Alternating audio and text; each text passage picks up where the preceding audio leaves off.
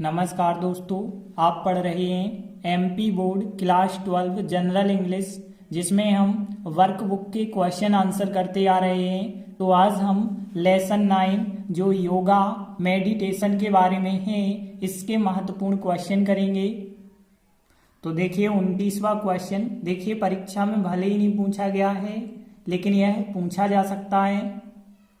तो देखिए 29वां क्वेश्चन क्या है। फॉर व्हाट मतलब किस चीज के लिए इज मेडिटेशन। मेडिटेशन क्या होता है? योगा या योग भी कह सकते हैं आप। और एन अल्टीमेट सॉल्यूशन, सॉल्यूशन मतलब होता है उपाय, और अल्टीमेट मतलब होता है सर्वश्रेष्ठ। तो एक सर्वश्रेष्ठ उपाय इज मतलब है, और मेडिटेशन मतलब योगा। फॉर व्हाट मतलब किस चीज के लिए, तो हम कह सकते हैं योगा किस चीज के लिए एक सर्वश्रेष्ठ उपाय है। तो देखिए इस पाठ में बताया गया है, यदि हम योगा करते हैं प्रतिदिन तो हमारा दिमाग बिल्कुल शांत बना रहता है। यदि आप दिमाग किसी चीज में लगाना चाहते हैं तो आराम से लग जाता है। तो देखिए आंसर में क्या बताया गया है, योगा हमारे दिमाग को शांत बनाने के लिए एक सर्वश्रेष्ठ उपाय है। अब देखिए इसका आंसर हम कैसे ट्रांसलेट करते हैं, तो ध्यान देना यहाँ पे कौन कौन से वर्ड हैं जो आपको पता नहीं है। एक सर्वश्रेष्ठ उपाय क्वेश्चन में लिखा हुआ है, एन अल्टीमेट सॉल्यूशन क्वेश्चन में है, योगा मतलब होता है मेडिटेशन क्वेश्चन में है। अब देखिए हमारे दिमाग की बात करें तो अवर माइंड मतलब हमारे दिमाग की बात हो गई। और फिर यहाँ पे बनाना आप लोगों को पता होगा, मेक मतलब बनाना होता है, यहाँ टू मेक हो जाएगा बनाने के लिए। बस एक शब्द यहाँ पे शांत के लिए आपको पता होना चाहिए। तो देखिए यहाँ शांत के लिए जो शब्द इस्तेमाल किया गया है CALM, काम। एल यहाँ साइलेंट है, काम का मतलब होता है शांत। तो देखिए यहाँ पे काम हो जाएगा, और मेक मतलब बनाना, तो टू मेक मतलब बनाने के लिए, और एन अल्टीमेट सॉल्यूशन क्वेश्चन में है। और फिर यहाँ पे आवर माइंड मतलब हमारे दिमाग को। तो देखिए अब कैसे इस लाइन का हम ट्रांसलेट करते हैं, तो योगा हो जाएगा सब्जेक्ट, सहाय क्रिया इज क्वेश्चन में लगी थी तो इज ही हम लगाएंगे। तो देखिए योगा मतलब हम कह सकते हैं मेडिटेशन, इज मतलब है, और फिर एक सर्वश्रेष्ठ उपाय मतलब एन अल्टीमेट सॉल्यूशन है। और फिर टू मेक बनाने के लिए, टू मेक बनाने के लिए हमारे दिमाग को शांत। तो देखिए को के लिए हम कुछ भी नहीं लिखते हैं, अवर माइंड मतलब हमारे दिमाग को, और काम मतलब शांत। तो देखिए इस प्रकार से आंसर बना, meditation is an ultimate solution to make बनाने के लिए, फिर अवर माइंड हमारे दिमाग को, काम मतलब शांत बनाने के लिए। तो देखिए इस प्रकार से आंसर हो जाएगा, meditation is an ultimate solution मतलब योगा सर्वश्रेष्ठ उपाय है टू मेक बनाने के लिए, अवर माइंड हमारे दिमाग को, और काम मतलब शांत बनाने के लिए। तो देखिए यह सरल सा आंसर है, आराम से आपसे यह लाइन ट्रांसलेट करते बन जाएगी। इसके बाद देखिए इसका सबसे ज्यादा IMP क्वेश्चन 30वां है, 2013, 14, 16, 19, 20 में पूछा गया है। तो सबसे मोस्ट क्वेश्चन हम इसे कहेंगे। तो देखिए 30वां क्वेश्चन क्या है, what are the benefits. Benefit क्या होते हैं? लाभ। तो क्या लाभ हैं ऑफ मेडिटेशन मतलब योगा के।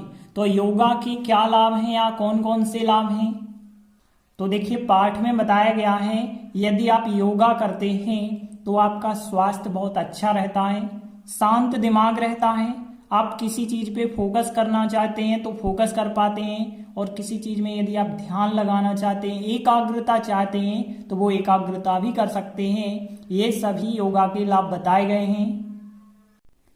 तो देखिए यहाँ आंसर बताया गया है, बेहतर स्वास्थ्य, शांत दिमाग, ध्यान केंद्रण एवं एकाग्रता योगा के लाभ हैं। अब ध्यान देना इनको हम कैसे ट्रांसलेट करेंगे, तो ध्यान देना कौन कौन से वर्ड आपको पता होने चाहिए। देखिए हमने एक शांत के लिए अभी अभी वर्ड बताया था, काम। काम माइंड मतलब होता है शांत दिमाग, ये तो आपको पता हो गया, शांत दिमाग। और ध्यान केंद्रित करना या ध्यान केंद्रण के लिए कहते हैं फोकस, तो फोकस भी आप लोगों को पता होगा। और बेहतर स्वास्थ्य, हेल्थ होता है स्वास्थ्य, और बेटर, ठीक है ना, बेटर होता है बेहतर, ठीक है ना। तो यहाँ गुड बेटर बेस्ट जो 3 फॉर्म होते हैं वो आप याद रखें। बेटर हेल्थ मतलब बेहतर स्वास्थ्य, तो यहाँ पे हो गया एक बेटर हेल्थ बेहतर स्वास्थ्य, और एक हो गया काम माइंड मतलब शांत दिमाग, और एक हो गया फोकस एंड, और एक होता है कॉन्सेंट्रेशन। कॉन्सेंट्रेशन क्या होती है? एकाग्रता। तो आप ध्यान रखें, कॉन्सेंट्रेशन का मतलब क्या होता है? ध्यान एकाग्र करना या एकाग्रता कह सकते हैं। योगा के लाभ हैं, तो देखिए ये लिखा है द बेनिफिट्स ऑफ मेडिटेशन, मतलब योगा के लाभ। तो देखिए अब हम इन्हें क्रम से जमाते हैं। तो सबसे पहले हमने लिखा बेटर हेल्थ, बेहतर स्वास्थ्य, फिर इसके बाद लिखा काम माइंड, मतलब शांत दिमाग, फिर हमने लिखा फोकस, फिर लिखा एंड, और फिर लिखा कॉन्सेंट्रेशन लिखा। फिर इसके बाद सहाय क्रिया हमने लगा दी, जो आर सहाय क्रिया लगी थी वो आर सहाय क्रिया लगा दी, और फिर जो है द बेनिफिट्स ऑफ मेडिटेशन जो भी था वो लिखा। तो इस प्रकार से आंसर बन गया है better health, calm mind, focus and concentration, और फिर पूरा क्वेश्चन आपको लिख देना है are the benefits of meditation. तो देखिए इस प्रकार से आंसर है better health, calm mind, focus and concentration, और फिर पूरा क्वेश्चन है are the benefits of meditation. तो इस प्रकार से यह आंसर भी आप लोगों से बन जाएगा। इसके बाद देखिए अगला 31वां क्वेश्चन 2012 और 2017 में पूछा गया है, तो यह भी क्वेश्चन आईएमपी है।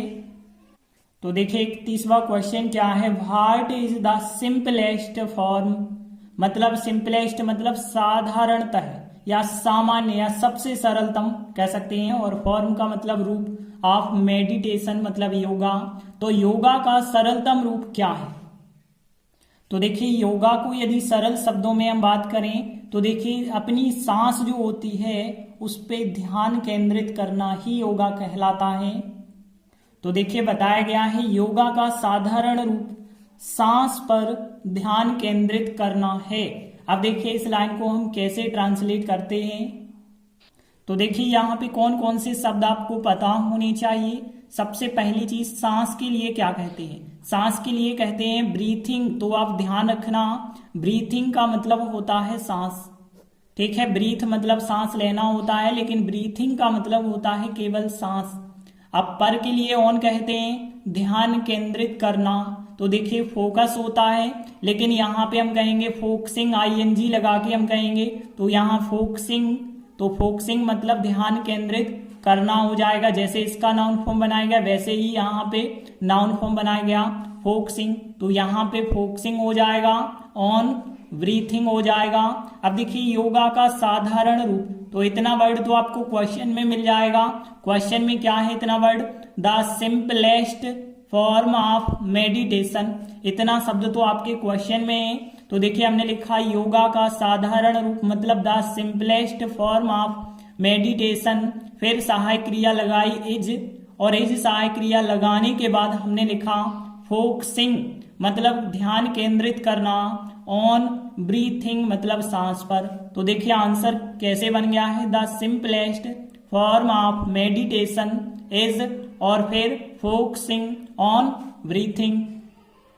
तो देखिए आंसर क्या है? The simplest form of meditation. इतना क्वेश्चन से देखा हमने। फिर इस सहाय क्रिया लगा के फोकसिंग मतलब ध्यान केंद्रित करना, ऑन ब्रीथिंग मतलब सांस पर। तो देखिए यह भी सरल सा आंसर था, यह भी आप लोगों से बन जाएगा। इसके बाद देखिए अगला क्वेश्चन 2016 में आया हुआ है, तो यह भी क्वेश्चन आईएमपी है। तो देखिए 32वां क्वेश्चन क्या है? व्हाट डू यू अंडरस्टैंड, आप क्या समझते हैं बाय स्पिरिचुअल गुरु, मतलब एक आध्यात्मिक गुरु से आप क्या समझते हैं? जो योगा सिखाते हैं उन्हें कहा जाता है स्पिरिचुअल गुरु। तो देखिए इस पार्ट में बताया गया है कि स्पिरिचुअल गुरु जो होते हैं एक ऐसे व्यक्ति होते हैं जो हमारी हेल्प करते हैं, हमें निर्देश देते हैं कि कैसे दिमाग को शांत रखा जाए। तो देखिए आंसर बताया गया आध्यात्मिक गुरु एक ऐसा व्यक्ति होता है जो उनके दिमाग शांत बनाने में, मतलब दूसरे व्यक्तियों का दिमाग शांत बनाने में दूसरों को निर्देश देता है और सहायता भी करता है उनकी। तो देखिए अब हम इन दो लाइनों को कैसे ट्रांसलेट करते हैं। तो यहाँ पे ध्यान देना, एक ऐसा व्यक्ति के लिए लिखा जाता है वन। वन का मतलब एक ऐसा प्राणी या एक ऐसा व्यक्ति होता है, तो यहाँ पे वन हो जाएगा। और देखिए निर्देश देना आप लोगों को पता होगा, डायरेक्ट डायरेक्ट मतलब होता है निर्देश देना, ये तो आप लोगों को पता होगा, डायरेक्टर निर्देशक कहलाता है। डायरेक्ट मतलब निर्देश देना, हेल्प मतलब सहायता करना, और फिर अदर्स मतलब दूसरे व्यक्ति कहलाते हैं, तो अदर्स दूसरों की हम कह सकते हैं। और फिर बनाने में हम कह सकते हैं तो इन, और यहाँ पे मेकिंग, इन मेकिंग मतलब हो जाएगा बनाने में, तो यहाँ मेक में आईएनजी लगा के लिखेंगे इन मेकिंग।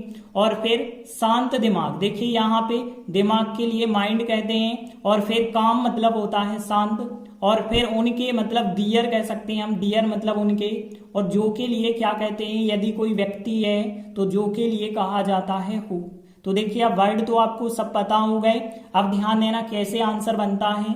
आध्यात्मिक गुरु के लिए क्या लिखेंगे, आ स्पिरिचुअल गुरु लिखेंगे, तो आ स्पिरिचुअल गुरु, और फिर इज सहायक क्रिया, क्योंकि होता है मतलब एक सामान्य सा प्रेजेंट है, तो देखिए यहाँ पे आ स्पिरिचुअल गुरु, और फिर इज वन मतलब एक ऐसा व्यक्ति है, और फिर हु मतलब होता है जो, देखे ना हु मतलब लिखा हमने जो, इसके बाद यहाँ पे देखिए निर्देश देता है एवं सहायता करता है, दो दो क्रियाएं हैं और वो भी प्रेजेंट सिंपल में। तो देखिए यदि हु सब्जेक्ट है और हु कहा गया है आध्यात्मिक गुरु के लिए जो कि एक वचन है, तो एक वचन के साथ एस वाला फॉर्म आता है, तो यहाँ पे डायरेक्ट्स, डायरेक्ट में भी आप एस लगाएंगे और हेल्प में भी एस लगाएंगे, तो हम क्या लिखेंगे, डायरेक्ट्स एंड हेल्प्स, मतलब निर्देश भी देता है और सहायता भी करता है, तो दोनों क्रियाएं एंड लगाया और एस भी लगाएंगे कि डायरेक्ट्स एंड हेल्प्स।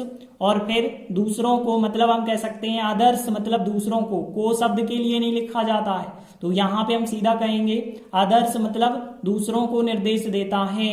और फिर इन मेकिंग मतलब बनाने में, इन मेकिंग मतलब बनाने में, और फिर क्या बनाने में, उनकी दिमाग शांत बनाने में, तो हम कहेंगे दियर माइंड्स। देखिए अब बहुत सारे व्यक्ति हो गए तो माइंड में एस लगाना होगा, दियर माइंड्स उनके दिमागों को बनाने में, और क्या बना रहे हैं, शांत। शांत के लिए हमने कौन सा वर्ड बताया आपको, CALM, काम, काम का मतलब होता है शांत, तो हम कह सकते हैं दियर माइंड्स काम।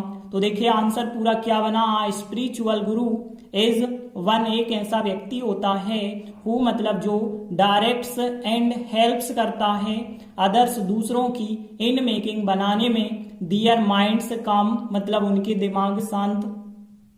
तो देखिए आंसर क्या बना है, spiritual Guru is one, spiritual मतलब एक आध्यात्मिक गुरु एक ऐसा व्यक्ति है या होता है, हु डायरेक्ट्स एंड हेल्प्स जो निर्देश भी देता है और सहायता भी करता है अदर्स दूसरों को, इन मेकिंग बनाने में, दियर माइंड्स काम उनके दिमाग शांत बनाने में। तो देखिए यह क्वेश्चन थोड़ी सा बड़ा जरूर है लेकिन आराम से बन जाएगा यदि एक दो बार आप ट्राई करेंगे। इसके बाद देखिए एक और इसका क्वेश्चन है जो कि IMP है, 2015-2018 में पूछा गया क्वेश्चन है। तो देखिए 33वां क्वेश्चन क्या है, which is the best place, सबसे अच्छा स्थान, विच मतलब कौन सा, और इज मतलब है, सबसे अच्छा स्थान कौन सा है हम कह सकते हैं, और कंसीडर्ड मतलब मानना होता है, तो हम कह सकते हैं सबसे अच्छा स्थान कौन सा माना गया है, फॉर मेडिटेशन मतलब योगा के लिए। तो क्वेश्चन क्या हुआ, योगा के लिए सबसे अच्छा स्थान कौन सा माना गया है। तो देखिए पाठ में बताया गया है एक ऐसा स्थान जो ठंडा होना चाहिए, ज्यादा ठंडा नहीं, थोड़ी ठंडा होना चाहिए, मतलब कूल होना चाहिए, बिल्कुल कूल प्लेस होना चाहिए, और वहां पे थोड़ी धूप होनी चाहिए, और वहां पूर्णतः शांति होनी चाहिए, शोर शराबा नहीं होना चाहिए। ऐसा स्थान योगा के लिए बेस्ट प्लेस होता है। तो देखिए आंसर बताया गया है डिम लाइट वाला एक ठंडा स्थान जिसमें पूर्णतः शांति हो, योगा के लिए सबसे अच्छा स्थान माना गया है। डिम लाइट का मतलब आप समझते हैं, लाइट का मतलब होता है प्रकाश, तो जहां पे कम प्रकाश हो, हमने इंग्लिश शब्द ही लिखा है डिम लाइट, आप समझ गए, कम प्रकाश मतलब ज्यादा तेज धूप ना हो, थोड़ी कम धूप हो, तो यहाँ पे ध्यान देना डिम लाइट को तो आप डिम लाइट ही कहेंगे। और फिर कूल प्लेस मतलब एक ठंडा स्थान हो जाएगा। इसके बाद ध्यान देना, बस इतना शब्द आपको पता होना चाहिए, पूर्णतः शांति हो। तो देखिए यहाँ पे एक शब्द लिखा गया है, जैसे रिलेटिव का मतलब क्या होता है आपको पता है, रिलेटिव वैसे रिश्तेदार होते हैं या संबंधित होता है, लेकिन रिलेटिवली का मतलब होता है पूरी तरह से। और फिर एक इसके साथ यदि शब्द आप जोड़ देते हैं क्वाइट, क्वाइट शब्द का मतलब भी होता है शांत। तो रिलेटिवली क्वाइट का मतलब हो गया पूर्णतः शांत। तो रिलेटिवली क्वाइट का मतलब क्या हो गया, पूर्णतः शांत। और फिर जिसमें मतलब होता है विच। तो देखिए यदि हम बात करें तो यहां भी लिखा है विच मतलब कौन सा, या फिर किसमें होता है विच, या जिसमें भी होता है विच। तो यहाँ पे विच हो गया, यहाँ पे रिलेटिवली क्वाइट हो गया, यहाँ पे कूल प्लेस हो गया, यहाँ पे डिम लाइट हो गया। तो अब ध्यान देना, यहाँ पे हम ऐसा भी तो कह सकते थे, एक ठंडा स्थान जो क्या हो, डिम लाइट वाला हो, या फिर हम कह सकते हैं डिम लाइट के साथ ठंडा स्थान होना चाहिए, मतलब वो ठंडा स्थान तो हो साथ ही साथ डिम लाइट हो। तो यहाँ पे हम कहेंगे a cool place with dim light कहेंगे, मतलब डिम लाइट के साथ, बिल्कुल कम प्रकाश के साथ होना चाहिए ठंडा स्थान। तो देखिए यहाँ पे हो जाएगा a cool place with dim light, और फिर विच मतलब जिसमें। अब सहायक क्रिया आप लगाएंगे तो इज सहायक क्रिया होगी, तो हम कह सकते हैं विच इज रिलेटिवली क्वाइट, जिसमें पूरी तरह से शांति हो, तो विच इज रिलेटिवली क्वाइट। इसके बाद देखिए जो अंतिम लाइन है, योगा के लिए सबसे अच्छा स्थान माना गया है। इज से लगा के आप लास्ट तक लिख देना, is the best place considered for meditation. तो यह लास्ट लाइन हो जाएगी। तो देखिए कैसे आंसर बन चुका है, a cool place with dim light which is relatively quiet, और फिर is the best place considered for meditation.